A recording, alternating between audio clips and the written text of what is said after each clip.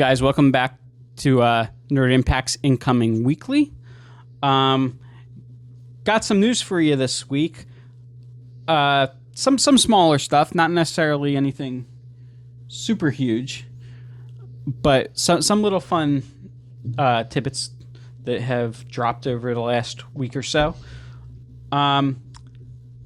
So one little thing that came out is Kevin Smith has released the first piece of audio, well, piece of really anything other than the poster, from his Masters of the Universe Revelations series on Netflix, which, in case you don't know, of course, going to be showrun by Kevin Smith on Netflix, starring Christopher Wood as He-Man, Mark Hamill as Skeletor,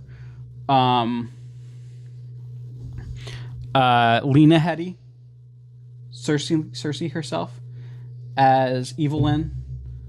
A lot of big names popping up in this. I think Kevin Conroy's in here somewhere. I think he's Merman, if I remember right.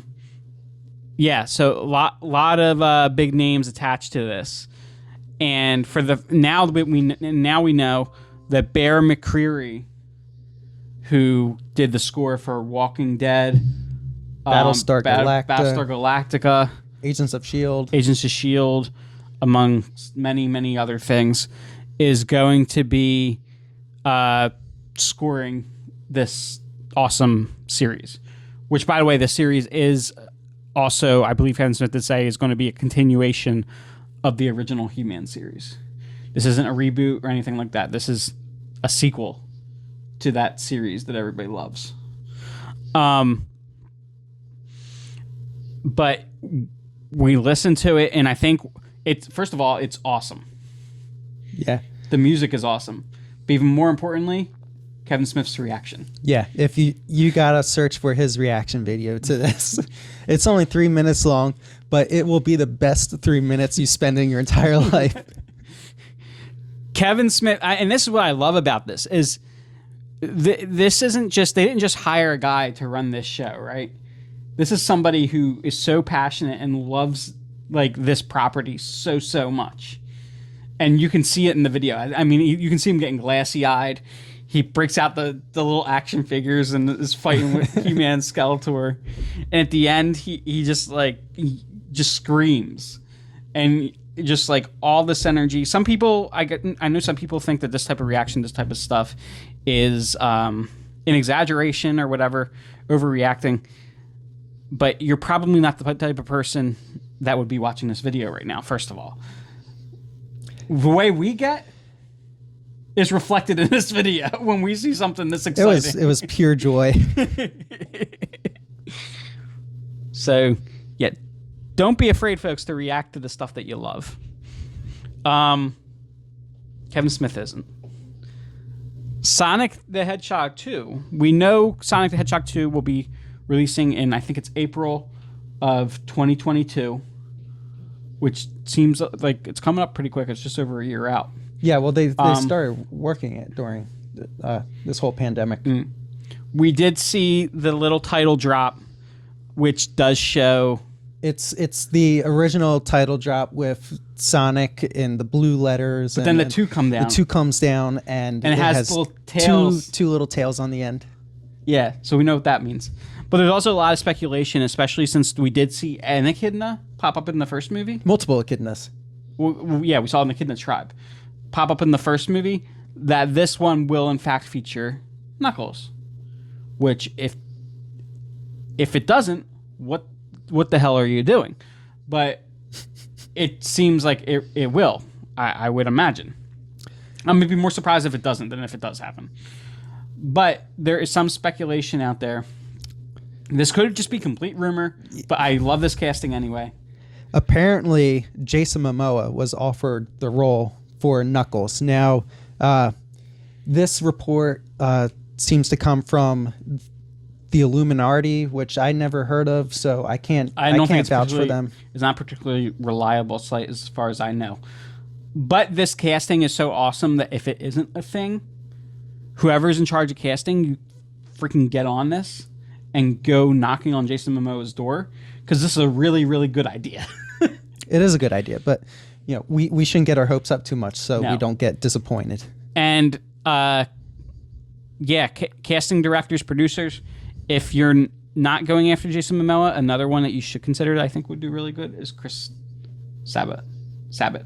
Chris Sabat, who voices like in Everybody. any single anime.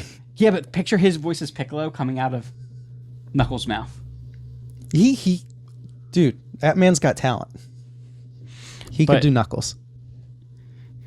Just Knuckles needs like a really deep, tough guy voice is what I'm getting at. He does, yeah. Jason Momoa would be perfect. He would. We have another rumored casting. So reportedly, Keanu Reeves was offered the role as Craven the Hunter. Yep. I And love Keanu. And I watch a lot of John Campea, and he has a lot of sources, and he did say that somebody told him, not that this is happening, but that this is possible. That it may be true. And go on, Nick. So I personally, I love Keanu. And I think he might be good for the role. For me personally, I'm having a hard time picturing him as Craven.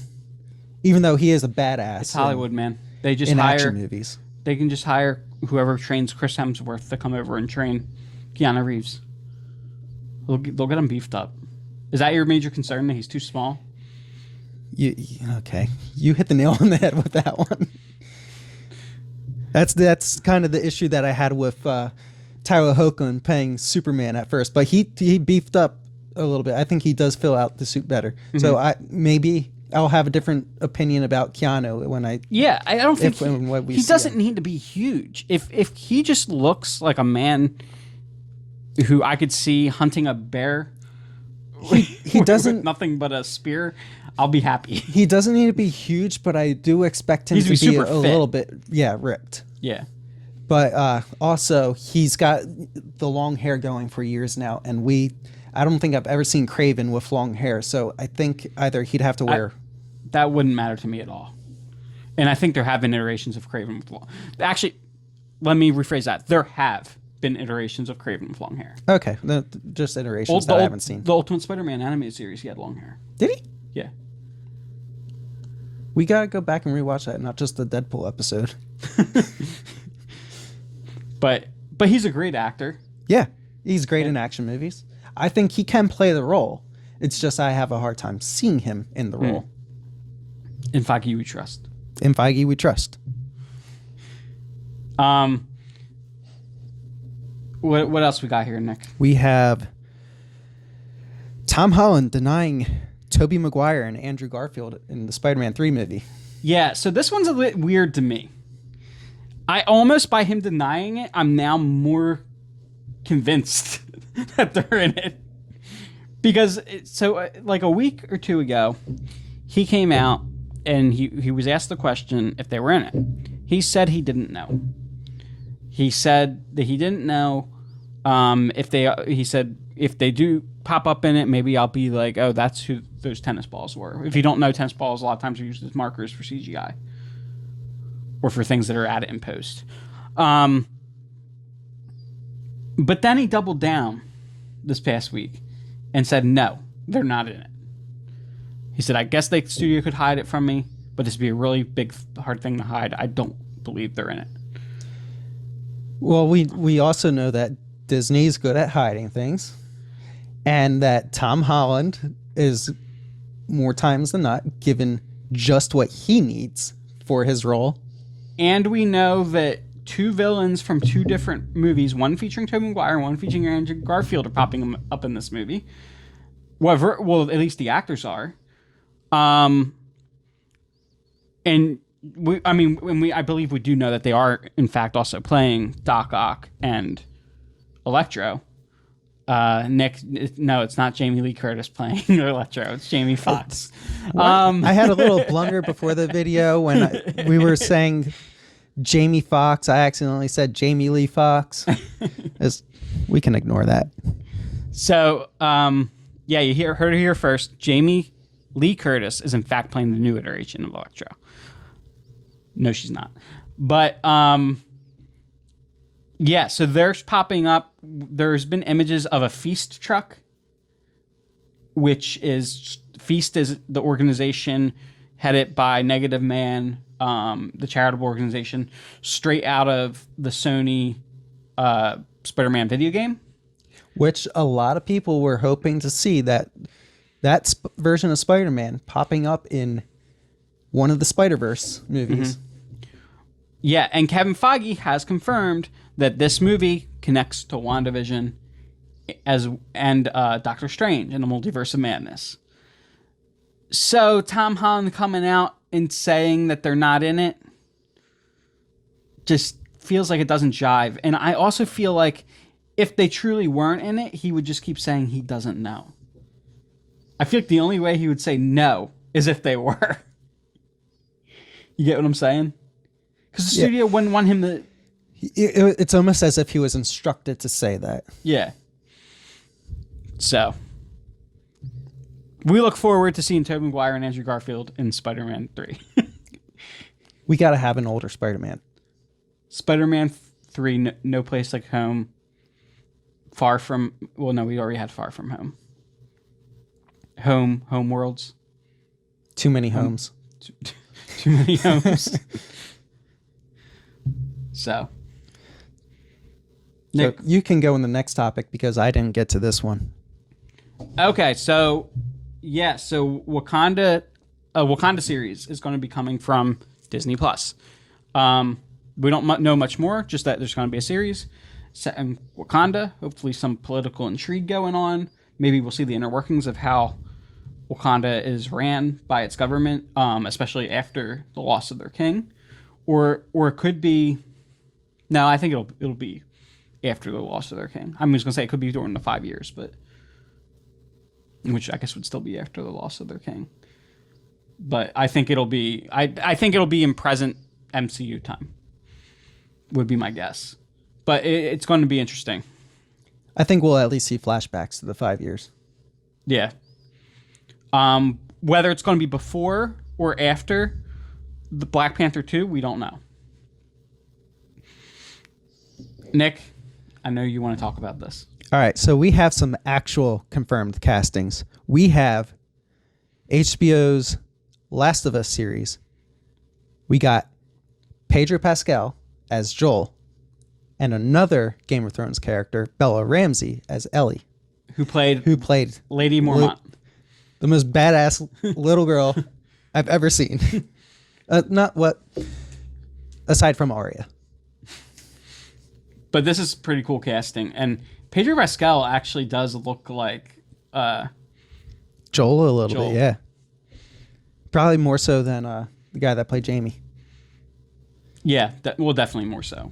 Which doesn't really matter. You can always make people up to look like whatever. But yeah. But they're not going to have to do a lot of work on Pedro Pascal to make him look like Joel. But this is a great cast because both of them are amazing actors. Mm-hmm. So I'm really excited for this. What is it with Pedro Pascal and shepherding young kids through a dangerous world?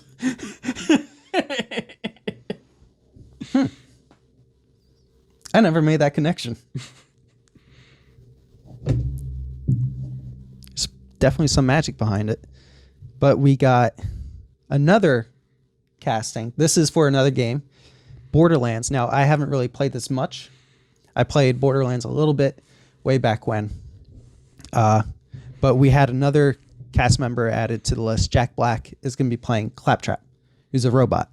So he'll be voicing the robot.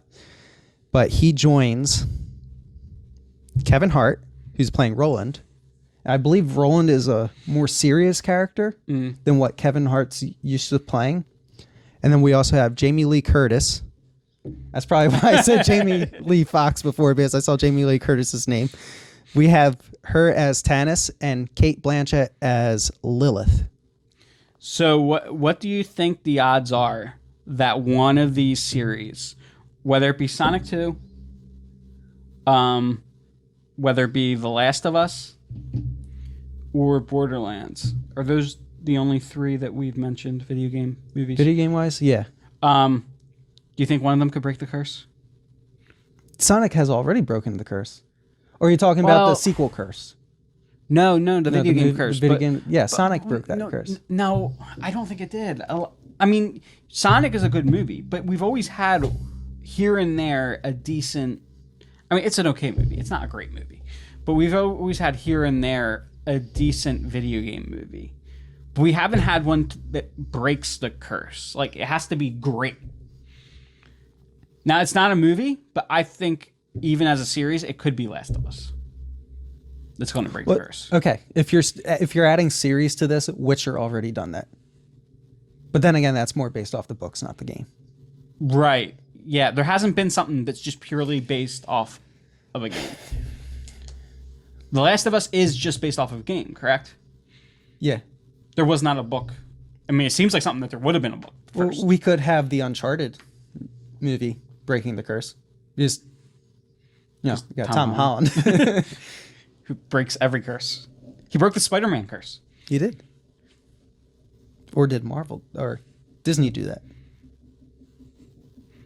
I think Disney did that. Yeah, but they did it by casting Tom Holland. Okay. We'll give it a group effort thing. Tom Holland is the first Spider-Man that actually looks the age of Spider-Man. That's true. We don't have, Toby Mcguire running around in high school at 55 years old. I'm so tired of seeing adults play teenagers. Yeah. Now, Tom Holland, what was he, 20 when he was cast? 19, 20? No, I think he was 18. Okay. He's still in his teens. Well, no, he's like 24 now. No, he was in his teens when he was cast. So he was first in Civil War. Yeah. So how old was he then? I don't know, Nick. How old was he then? Let's look this up real quick. Tom Holland. But yeah, while Nick's doing that, Tom Holland just takes Spider-Man to another level. And I love the idea of... He's 24 now. When did Far From Home come out? I mean, Homecoming. 2016. So he's 20. Wait. Tom Holland is... So he's probably 18 He is or 19 24 now. when he was 18 or 19 when he was cast. Yeah, still in his teens. But anyway, yeah, we're talking about somebody that was 2 or 3 years older than they should have been versus 30 years older. Well, I'm exaggerating, but Tobey Maguire was probably like 30 when he played Spider-Man. Still odd. Yeah, it felt very out of place. And they've also in the last 2 movies did this thing of like, it's like their senior year of high school and they're graduating. And the bulk of Spider-Man's careers in the comics, I mean, a lot of it was he was in high school, wasn't it? I think so. It just, and the idea of having other heroes in these movies that he can look up to, I think is very important. Yeah. I know a lot of people don't like that they made him Iron Man Jr. or whatever, but for those of you that don't know, Spider-Man in the comics has always clung to another hero. Not always. Well, a lot of the times he's looked up to another hero. Or at least brilliant scientist. Right. Definitely. Is that all our news? Yeah. We kind of went on a tangent and finished the news a little bit ago, but I think we're done. All right, guys. So hopefully we'll have some more news about. Oh no, we missed something. Oh, and our camera's about to go off. So I'm gonna say this really quick. We just saw a trailer for Justice Society, World War II, which features some classic heroes from Justice Society. We haven't really gotten an animated movie from DC like this before. That goes back into like the golden age the way this does. We have Jay Garrick Flash, Power Man, Black Canary, Wonder Woman, which me and Nick both believe is actually Hippolyta, is Wonder Woman, not Diana. Yeah, they don't say her name. So. And just the way she had an accent and just her design makes me think it's Hippolyta. But then we have a hero from the future, the Flash. I'm assuming Barry Allen comes back. He looked like the Justice League, Barry Allen. Mm-hmm. So Well, no, the Justice League Barry Allen. that was Wally West. Was wasn't Wally it? West. Okay. The Justice League Barry Allen was No. Yeah. So unless we see that it's Michael Rosenbaum voicing him, I believe it's Barry Allen. So that looks really cool. I really like the animation style, and I'm looking forward to actually getting a Golden Age movie. Me too. Hawkman's in it as well. I'm gonna show some love for Hawkman. All right, guys, that'll do it. Don't forget to like, comment, and subscribe on YouTube as well as on Facebook. And until next time, Stay nerdy.